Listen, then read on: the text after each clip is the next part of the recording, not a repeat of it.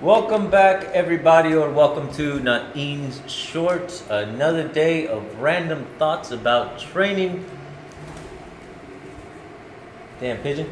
There's a pigeon stuck here in the basement of Physique Magnifique. We don't know how to get it out. We've tried. Killing it is not an option, so if anybody knows how to get birds out of a basement, let us know. Help us out. But again, we are here at the basement of Physique Magnifique, the home of the bladed mind. That bird's gonna bug the shit out of me, I swear to God. Anywho, here we are at 387 Grand Avenue in South San Francisco. If you're ever in the area, stop on by, check the place out. It's a really fun place to be, owned by some really awesome people, Jim and Futaba, who have been on Konversation, so check them out. They have a lot of great information. Futaba will make you not want to eat ever again, and Jim just has some great stories to tell about his bodybuilding life, pretty much, because he's been doing it since he was like 13, and he's now much older, but I'm not going to give away the ending on that one, so check out that particular episode. But again, we're here doing some odd training. So this weekend we had class, and we had one of the other students do a lesson. There was two newer students below him, and so he taught a lesson, and I was in the background listening. And as you notice, it's a boxing ring behind me, so there's a lot of other boxing paraphernalia here. There's a lot of training that happens here, one of which is this little tennis ball. As a matter of fact, I'm gonna grab it right now. This thingy.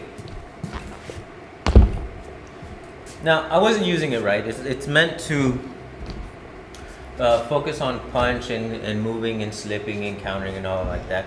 But I was just hitting it. I was just hitting it from one hand to the other, and then whatever happened, happened. I'm just making contact. I'm not even really trying to do anything specific. But then it dawned on me. If I'm not trying to do anything specific and I'm just throwing this arm out, which can represent a punch, it can represent a hack, it could represent a grab, because we look at the motion more so than anything else. And I started realizing that depending on where this was coming and where I made contact, it could become a movement to one side, a movement to another, it could become a trap, it could become so many other different things, which I already knew. But I wasn't thinking of anything specific. It was more so along the lines that at that point of contact, wherever this met, in that moment, I had to decide what I was doing with that particular snapshot.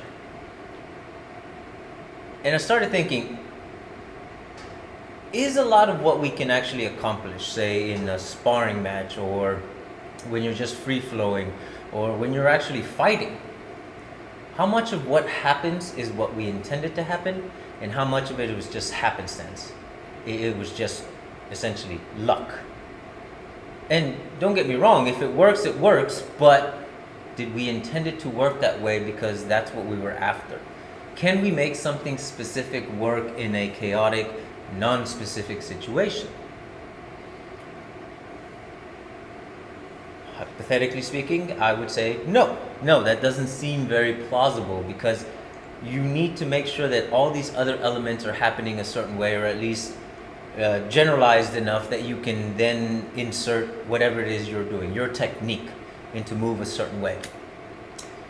And then I started thinking of a very specific old man who kicks my ass on a regular basis. We won't say who that is, but I think y'all know who I'm talking about. His name is Rico. Screw that guy.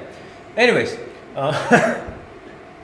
the reason I bring Rico up is because he has this uncanny ability of being able to turn a seemingly bad situation into a very favorable situation for him.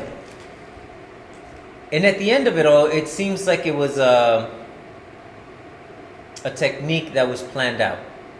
Everything is clean enough, and everything happens well enough where I'm on the floor all of a sudden, and I never told him how I was going to attack him. I never told him when I was going to attack him. I just attacked him, and something happened.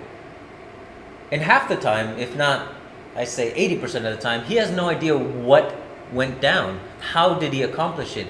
He just did it. And the question is, how much of that is luck and how much of that is skill?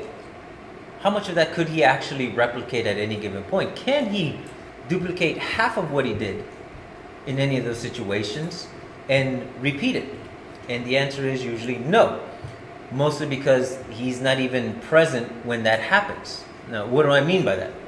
I mean that mentally, he's not really thinking about what's going on, but rather allowing his body to just adjust to whatever pressure he's feeling, whatever energy is coming at him, whether it's going in one direction or another, and it just becomes what it needs to for that moment. For that moment. Meaning that he can train 1,000 different techniques and never use a single one of them because that moment never happened in real time for it to come out. So is he really that good or just that lucky? So what's the difference? And I've been racking my brain about this because now all of a sudden I'm thinking, okay, could we be better at what we do if we stop thinking so damn much about what we're trying to do instead of just letting our body do what it can do? And what do I mean by that? Okay, so let's move this thing out of the way. Say you want to throw a right cross. Your body still allows you to do it, right cross. Okay? So it comes across the body, right cross. That's it, right? Usually it comes from a position where you already have your hands up.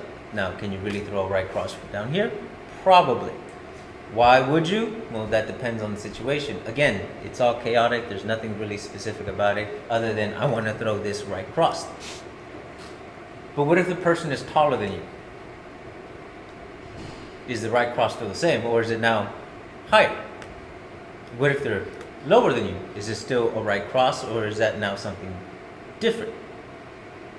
Essentially the same motion, but if we define one thing to be very specific, in other words, if a right cross is only ever really at eye level, and this is the only place that we can say that this is a right cross, well, then that means any variation of it, we'd have to call it something completely different.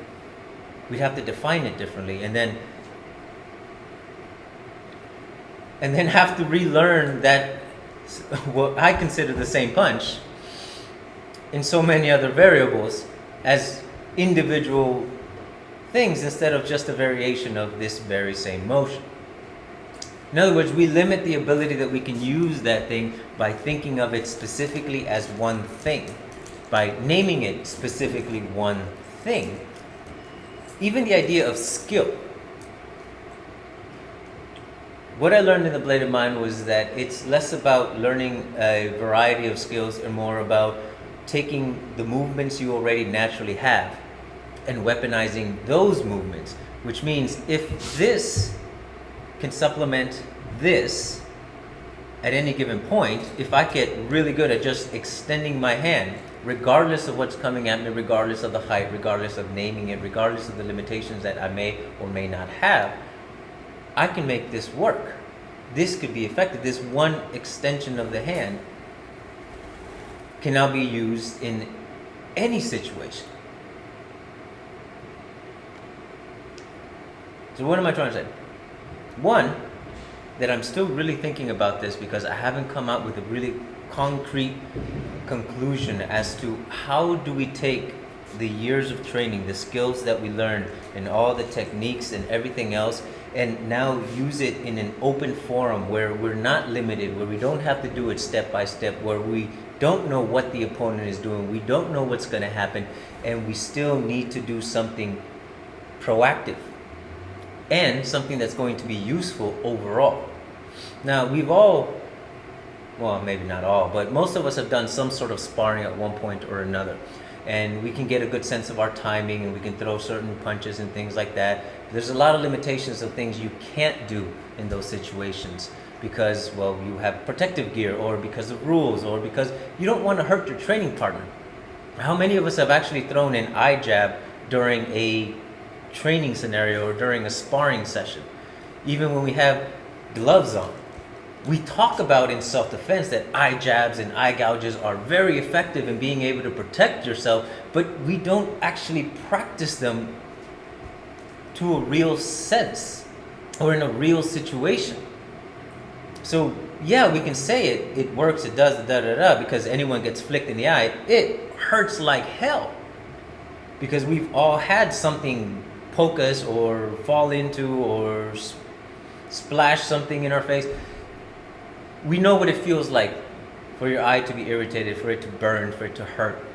So the idea that a finger is being pushed in there, a thumb, a pinky, just a scrape across it, yeah, we were pretty good guess that it's going to hurt, it's going to suck. But in a real life situation, in a real fight, I don't know. I don't know if that would be effective. I haven't trained it. Would I try it? Probably. But again, there's that disconnect between the two, because we don't actually know. We don't actually practice those things. There's, again, limitations to what we can and can't do in a class setting. But yet, I see this old man, which is infuriating as hell, and he gave me permission to attack him without letting him know. Ooh, I've caught him off guard, but it doesn't feel that way afterwards. And these aren't exaggerations, and I'm not trying to talk him up. I hate that he can do this. And I'm not trying to blow sunshine up his ass, and I'm not trying to tell you that he's this great whatever. No, he's just a guy that understands something well enough that his body will act on its own. His brain catches up afterwards and realizes, oh, I can do something here with it. And that's the glimpse that I caught playing with this little toy. Because I was hitting it, I was getting good rhythm, and at one point it didn't make contact where I thought it would. It made contact lower on my elbow, and my elbow automatically wrapped around it. It became a hold. Now, I wasn't thinking of doing that. Had I practiced something similar?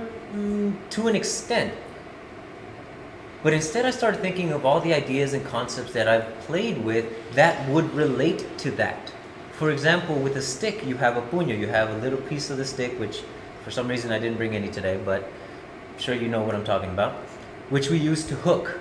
We used to grab, usually at the wrist, or even at the elbow, or even the neck.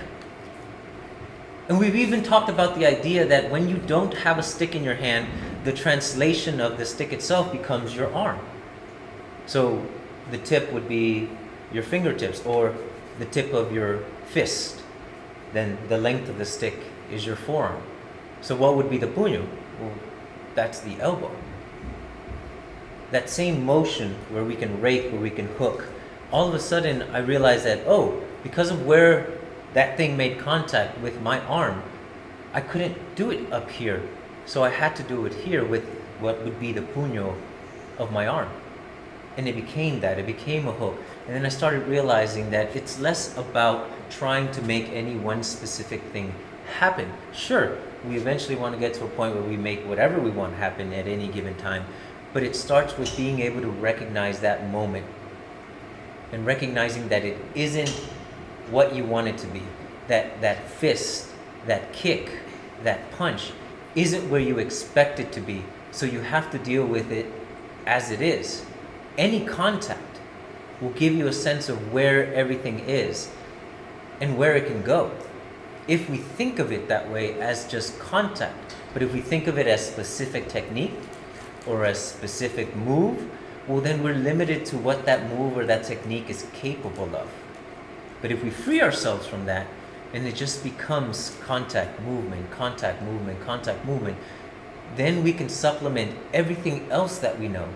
We can graft it on there, and when we need it, it's there and it's useful, instead of looking for something specific. And I think that's where that mentality is, and I think that's close to what Rick has figured out, is that he's not trying to do anything specific. He's just going until there's no more threat, until the person is on the floor. Oftentimes me on the floor, in pain, wondering why the hell did I do that, and then coming back next week and doing it again. Because folks, I'm not I'm not trying to reinvent the wheel in the sense of creating a martial arts system. No, there's plenty of martial arts systems and a lot of great systems out there and a lot of awesome information, and I want to study as many as I possibly can within my lifetime. But that's not what's going to help me bring them out in real time, in a real situation. That's going to take that up here. And how well I can manage that information, how well I can bring that out, is going to depend on how I choose to look at it. And for me, the biggest study that I have is not so much the history or techniques or even a complete system, but rather, how does somebody who, and don't tell them this, how does somebody that I admire accomplish the things that they do in real time? Not because I was told that they did them, not because they hold any sort of title, but because I literally attacked these people. And not just him, there's also Cedro Johnny Oliva, who I've exchanged fist with, and not really exchanged, I just mostly got my ass kicked. But the way he moves, his adjustments, his changing, he can do specific strikes, but they're not done exactly the same way every single time. There's always these slight adjustments depending on what I do, depending on my change, depending on how fast I throw my punch, how hard, how wide, how low, how energetic or not that I am in these exchanges. And it's hard to explain if you haven't really experienced when you see somebody who really knows what they're doing. Because it's not like I'm trying to hurt these individuals, but I'm also not holding back. Even times when I've played with Danny where we've had knives in our hands and we've just gone. And we've come up with stuff that we have no idea how we got to those points. I have no idea how he got me in that position or dropped me to the floor. But he did. So I can say that it happened. I can't tell you exactly how. And I can't explain it. But that's what I'm trying to get to. That's the mentality that I'm trying to reach. How, I don't know, but I'm going to keep on trying. If you have any suggestions, please feel free to add them, because I'm still learning and there's so much more to go. So thank you for joining me on here. Another one of Nain's random thoughts. Oh wait, no, it's called Nain's Shorts. Till the next one. 3, 2, 1, cut!